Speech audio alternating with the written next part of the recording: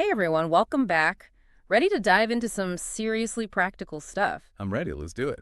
Today, we're tackling emotional resilience, how to build it, how to make it stick, and we've got our hands on a piece that breaks it down into five, get this, actionable tips. 5. Okay, that's a good number. Manageable. Right, totally.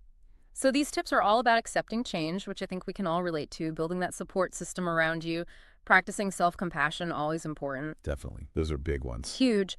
And then there's focusing on what you can control. Love that. And then, of course, learning from those inevitable setbacks. What strikes me is just how straightforward these seem, almost deceptively simple. I see what you mean, but that's the beauty of it, right? It's not about reinventing the wheel, but going back to basics.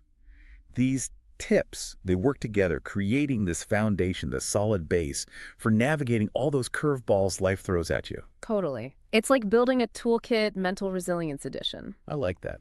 So let's break this down, shall we? First up, accepting change. Everyone says you got to do it, but easier said than done, am I right? Right. So what makes this acceptance thing so crucial for building resilience? Okay, think of it this way. Ever try fighting against the tide? It's exhausting, and you get nowhere. Change is kind of like that tide that's going to roll in no matter what.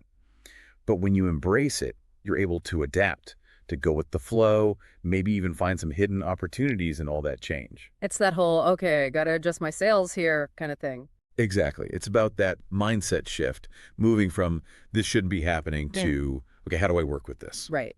All right. Next, the power of a strong support system. Having people in your corner. So how does that play into resilience specifically? Imagine them as your personal board of advisors. They're there to offer different perspectives, a space to process all those emotions, a reminder that you're not alone in the trenches. There's actual research on this. Folks with solid social connections, they tend to handle stress better, bounce back quicker. It's funny though, right? Sometimes when you're going through it, your instinct is to pull away, isolate. I get that. But reaching out, even if it's just to a couple of people you trust, game changer. Huge. Letting yourself be vulnerable, letting others help you, which, ties right into this next tip. Yes. Self-compassion. Love this one. It can be kind of a vague idea, though. How do you actually put self-compassion into practice, especially when things are rough? Think about how you'd treat a friend who's struggling. You'd be kind, understanding, right? Self-compassion is about giving that same treatment to yourself, recognizing that you're human, you mess up, and that's okay. It's about being your own best friend, not your own worst critic, which, let's be real, sometimes harder than it sounds. It takes practice. It does. Okay, moving on. We've got focusing on what you can control. Always a good one. So important. It's easy to get caught up on what we can't control, and that just sends us spiraling into anxiety. But when we focus on what we can do, those actionable steps, that's where the power lies. Finding that sense of agency, even when everything feels chaotic. Exactly. Even if you can't control the situation itself, you can control how you respond, how you move forward. That makes a world of difference. Love it. Okay, last but not least, learning from setbacks. We all have them. Every single one of us. But not everyone bounces back easily.